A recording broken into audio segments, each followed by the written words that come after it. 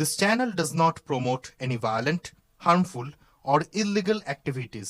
All content provided by this channel is meant for an educational purpose only. আমরা কি চাই রমজান মাস হেলায় নষ্ট করতে নাকি রমজান মাসে গুনাহ মাফ করাতে? আমার সাথে বলেন, এই 10টা কাজ আমরা সবাই করব ইনশাআল্লাহ। রমজান মাসকে ইফেক্টিভ করতে এই 10টা কাজ করব ইনশাআল্লাহ। রাজি আছেন? এক নাম্বার হচ্ছে 5 ওয়াক্ত নামাজ। রাজি আছেন কিনা? 5 ওয়াক্ত নামাজ সাধ্যমতো চেষ্টা করব জামাতে পড়ার জন্য। ওই যে নামাজ নাই ইসলাম নাই, নামাজ যে পড়ে না ওর সাথে কোনো খাতির নাই। খাতির আছে? কোনো খাতির নাই। নামাজ অবশ্যই পড়তে হবে, মাস্ট বি।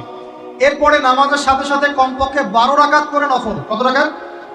যে ব্যক্তি 12 রাকাত নফল বা সুন্নত দৈনিক পড়ে তার জন্য জান্নাতে একটা ঘর তৈরি করা হয়। 12 রাকাত কি কি কে বলতে পারবেন?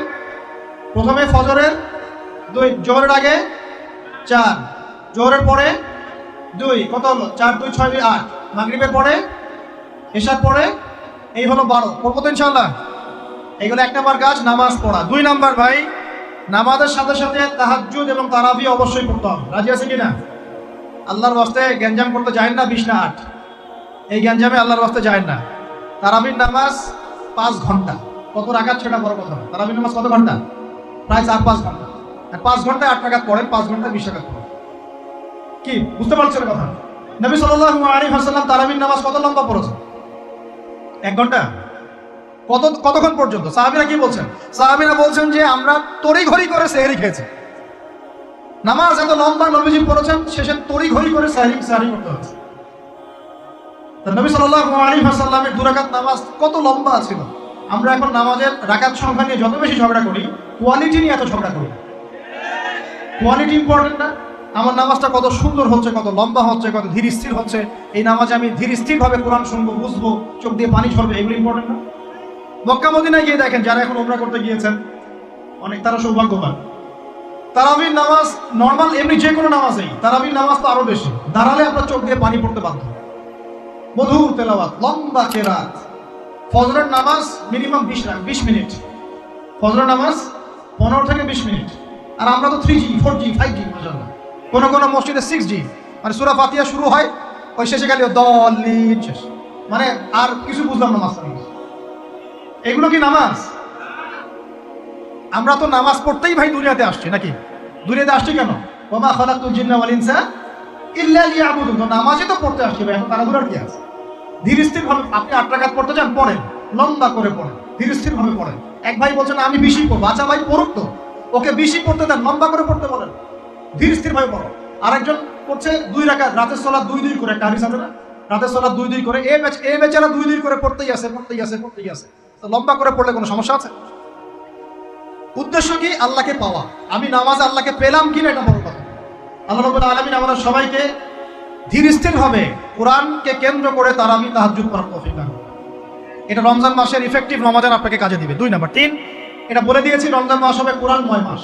এই মাসে কোরআনের 6টা হক আমরা আদায় করবো ইনশাআল্লাহ। মনে আছে তো ইনশাআল্লাহ?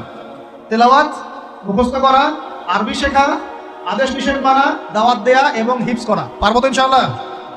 নিয়াত করেন জোরে জোরে।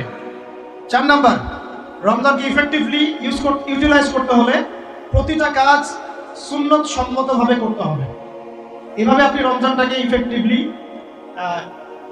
ইউটিলাইজ করতে পারেন। কিরকম একটু বোঝাচ্ছি। মনে করেন এমনি নর্মালি আমরা সব সুন্নতগুলো অনেক সময় খেয়াল রাখি না। খাচ্ছি, খাওয়ার সুন্নত, খাওয়ার মধ্যে কিন্তু প্রায় 10-এর বেশি সুন্নত আছে। ওযুর সুন্নত, কথা বলার সুন্নত, হাঁটার সুন্নত, কাপড় পরার সুন্নত, দোয়া কালামগুলো, ঘুমানোর সুন্নত, অনেক সময় আমরা কিন্তু এগুলো খেয়াল করি না। রমজান মাসে চেষ্টা করবেন প্রতিটা কাজ সুন্নাহ মাফিক বুঝে করার জন্য। আল্লাহ তৌফিক দান করুন। রমজানে ঘুমাবো, ঘুমানোর আগে বিছানাটা ঝেড়ে নেব, লাইট অফ করব, আমরা দোয়া, এই যে সূরা ফালাক নাস ইখলাস এগুলো পড়বো, কাফেরুন সূরা পড়বো, আয়াতুল কুরসি পড়বো, সূরা বাকারা শেষের আয়াতগুলো পড়বো, পারলে সূরা মুলকটা পড়বো। ঠিক আছে? প্রয়োজনে ওযু করে আসবো, এসে আমরা ডান কাতা হয়ে শুয়ে আল্লাহুম্মা বিইসমিকা আমুতু আহনা, এই যে শুরু করলাম। ঘুম থেকে ওঠা, ওযু করা, ওয়াশরুমে যাওয়া, খাওয়া দাওয়া করা, মসজিদে যাওয়া, নামাজ, জিকির, তাসবিহ, তাহলিল, ব্যবসা বাণিজ্য, এগুলো সবকিছু সুন্নত নাই? প্রতিটা কাজ সুন্নাহ মাফিক করার চেষ্টা করবো। আল্লাহ তৌফিক দান করুন। ফিকহুস সুন্নাহ এরকম কিছু বই পাওয়া যায়। ফিকহুস সুন্নাহ, কিতাবুস সুন্নাহ, এরকম অনেক বই আছে। আরবি থেকে বাংলা অনুবাদ হয়েছে, বাংলাদেশের উলামায়ে কেরাম লিখেছেন। এরকম সুন্নাহ শেখার কিছু বই কিনে নেবেন। কিনে নিয়ে প্রতিটা কাজ কিভাবে করলে সুন্নত হয় করে দেখবেন। পারবেন তো ইনশাআল্লাহ? আল্লাহ পাক তৌফিক এনায়েত করুন বলি আমিন। এটা কত বললাম? 3 নাম্বার। 4 হচ্ছে দান সাদাকা বেশি বেশি করা। রমজানে দান সাদাকা বেশি বেশি করা। আল্লাহ রাসূল সাল্লাল্লাহু আলাইহি ওয়াসাল্লাম রমজানে রহমতের বাতাসের চাইতেও বেশি বেশি দান করতেন। আমরা পারবো কিনা ইনশাআল্লাহ? দেখেন আমি একটা কথা বলি, দান করার জন্য সম্পদ লাগে না, দান করার জন্য কলিজা লাগে। কি লাগে? ব্যাস, যার মন বড় সে দান করতে পারবে ইনশাআল্লাহ। আল্লাহ পাক আমাদের সবাইকে দিনের জন্য দান করার তৌফিক দান করুন। দিনের জন্য দান করে স্থানীয় মসজিদ, মাদ্রাসায়, এতিমখানায়, অসহায় মানুষের পাশে, বিধবার ঘরে, এতিমের ঘরে, যারা খেতে পারছে না 3 বেলা, ওদের ঘরে ঘরে রমজানের বাজার পৌঁছে দেন। আল্লাহ পাক তৌফিক দান করুন আমিন।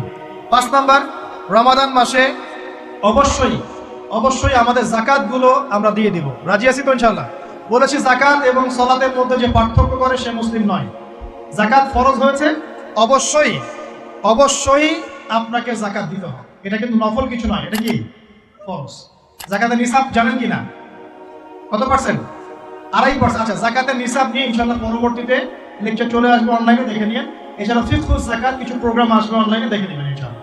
আল্লাহ রাব্বুল আলামিন আমাদের সবাইকে জাকাতগুলো দেওয়ার তৌফিক দান করুন। শুধু জাকাত যদি আমরা ঠিকঠাক মতো দিতাম, একজন মানুষও সমাজে না খেয়ে মারা যেত। একজন মানুষ সমাজে এই যে ইকোনমিক সমস্যাগুলো যেগুলো হয়, অর্থনৈতিক সমস্যা, স্যাংশন, মুদ্রাস্ফীতি, হাবিজাবি, অনেক প্রবলেমস ওভারকাম করা যেত শুধু জাকাতের মধ্য দিয়েই। কিন্তু কে শোনে কার কথা?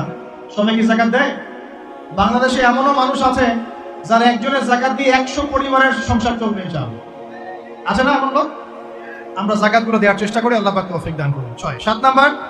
7 নাম্বারটা বলে দিয়েছি, রমজান হচ্ছে একটা নতুন জাতির উত্থান। অতএব রমজানে আমরা সমস্ত পাপ ছেড়ে দিয়ে একটা আলোকিত জাতি হিসেবে আত্মপ্রকাশ করবো ইনশাআল্লাহ। আল্লাহ পাক তৌফিক দান করুন। 8 নাম্বারও বলে দিয়েছে, রমজান হচ্ছে জুলুমের বিরুদ্ধে দাঁড়িয়ে যাওয়ার চেতনা। রমজান কি? ওই যে বদরের যুদ্ধ, জুলুমের বিরুদ্ধে দাঁড়িয়ে যাওয়ার চেতনা হলো রমাদান। তাই সর্বস্তরের জুলুমকে আমরা রমজান মাসে রুখে দেওয়ার চেষ্টা করবো ইনশাআল্লাহ। আল্লাহ পাক তৌফিক দান করুন। শুরুটা হবে কোথা থেকে? নিজের থেকে। আমার নিজের মধ্যে কি কি জুলুম আছে আমি আগে দেখবো, আমি কার কার উপর জুলুম করেছি এটা আগে দেখবো, এগুলো আগে প্রতিহত করবো, তারপরে আমি ইনশাআল্লাহ তাআলা পরবর্তী দিকে ফোকাস করবো। 9 নাম্বার খুব ইম্পর্টেন্ট। 9 নাম্বার আর 10 নাম্বারটা বেশি ইম্পর্টেন্ট। 9 নাম্বার হচ্ছে রোজা রাখা মানে আমরা অনেকেই মনে করি যে না খেয়ে থাকা আর কি পানি ছেড়ে দেওয়া। অনেকেই মনে করি এটা রোজা মানে আমাকে না খেয়ে থাকতে হবে আর পানি ছেড়ে দেওয়া লাগে, স্ত্রী সহবাস ছেড়ে দেওয়া লাগে। কিন্তু এর চেয়ে বেশি ইম্পর্টেন্ট একটা বিষয় আমরা ভুলে যাই, সেটা হলো রমজান মাসে রোজা রাখার অর্থ হচ্ছে আল্লাহ পাকের সমস্ত কবিরা সগীরা গুনাহ ছেড়ে দেওয়া। রোজা রেখেছি, গীবত করলাম, রোজা হবে কিনা? রোজা রেখেছি, মিথ্যা কথা বলছি, হবে রোজা? রোজা রেখে ওই ভদ্রলোক সুদ খাচ্ছে, রোজা হবে? রোজা রেখে অমুক ভাই আমার টেবিলের নিচ থেকে টাকা নিল, রোজা হবে? অমুক ভাই মানুষের সম্পদ আত্মসাৎ করে ফেললো, হবে? অমুক বোন বেপরদায় বাইরে বের হয়ে গেল, রোজা হবে? অমুক ভাই মনে করেন ওই যে গার্লফ্রেন্ডের সাথে চলে গেল ডেট করতে, রোজা হবে কিনা? অনেকে পর্নোগ্রাফি দেখছে রোজা রেখে, রোজা হবে কিনা? এই যে কবিরা গুনাহ যেগুলো আছে, যত রকম কবিরা গুনাহ, এই গুনাহগুলোতে লিপ্ত থাকলে রোজা ভেঙে যায়। আল্লাহ পাক আমাদের সবাইকে কবিরা গুনাহ মুক্ত রোজা রাখার তৌফিক দান করুন। আর 10 নম্বর পয়েন্টটা হচ্ছে এই ভাই, রমজান মাস আসলে মাশাআল্লাহ শিকল দিয়ে শয়তানকে বেঁধে রাখা হয়। রমজান মাস আসলে মাশাআল্লাহ আমরা অনেকেই পাক্কা মুসল্লি হয়ে যাই, দান সদকা করি, যাকাত দেই, তারাবি পড়ি, তাহাজ্জুদ পড়ি, অনেক কিছুই করি। কিন্তু ঈদের দিন আসলেই মাশাআল্লাহ আমরা আবার আগের জায়গায় ফিরে যাই। ঈদের দিন শয়তান যে ছাড়া পেয়েছে এটা বোঝার জন্য রাস্তাঘাটে বের হলেই হয় নাকি? মেয়েদের চলাফেরা দেখলে বোঝা যায়, আরো যে হোটেলে হোটেলে গান বাজে এগুলো দেখলে বোঝা যায় শয়তান ছাড়া পেয়েছে, আজকে বুঝলাম। তো এখানে সবচেয়ে বড় শিক্ষাটা হলো রমজান মাসের এই যে শিক্ষাগুলো, ত্যাগের মহিমা, জুলুমের বিরুদ্ধে দাঁড়িয়ে যাওয়া, কোরআনের হক আদায় করা, জাতির উত্থান, বড় বড় অনেক কথা বললাম। এই শিক্ষাগুলোকে সারা বছর ধরে রাখাটাই হলো রমাদানের সবচেয়ে বড় চ্যালেঞ্জ। আমরা পারবো কিনা ইনশাআল্লাহ? আমরা রমাদানের এই 10টা হক আদায় করতে পারবো কিনা ইনশাআল্লাহ? কোরআনের হক আদায় করতে পারবো কিনা ইনশাআল্লাহ? আল্লাহ রাব্বুল আলামিন আমাদের সবাইকে আসন্ন রমজানে সুস্থতার সাথে সমস্ত সওম রাখার তৌফিক দান করুন এবং রমজান মাসে বেশি বেশি তেলাওয়াত করার তৌফিক দান করুন, অর্থ বুঝে পড়ার তৌফিক দান করুন, বেশি বেশি দান সদকা করার তৌফিক দান করুন, বেশি বেশি ওই যে গরিব দুঃখী মানুষের পাশে দাঁড়ানোর তৌফিক দান করুন, বেশি বেশি যাকাতগুলো দিয়ে দেওয়ার তৌফিক দান করুন, বেশি বেশি আল্লাহর জিকির করার তৌফিক দান করুন, বেশি বেশি আল্লাহ পাক আমাদেরকে নফল নামাজগুলো পড়ার তৌফিক দান করুন, কোরআন কেন্দ্রিক সময় কাটানোর তৌফিক দান করুন। রাসূলের সুন্নতের উপর আমল করার তৌফিক দান করুন এবং একটা নতুন আলোকিত প্রজন্ম এবং জাতি হিসেবে এই রমাজানে আল্লাহ রাব্বুল আলামিন আমাদের যুব সমাজকে আত্মপ্রকাশ করার তৌফিক দান করুন।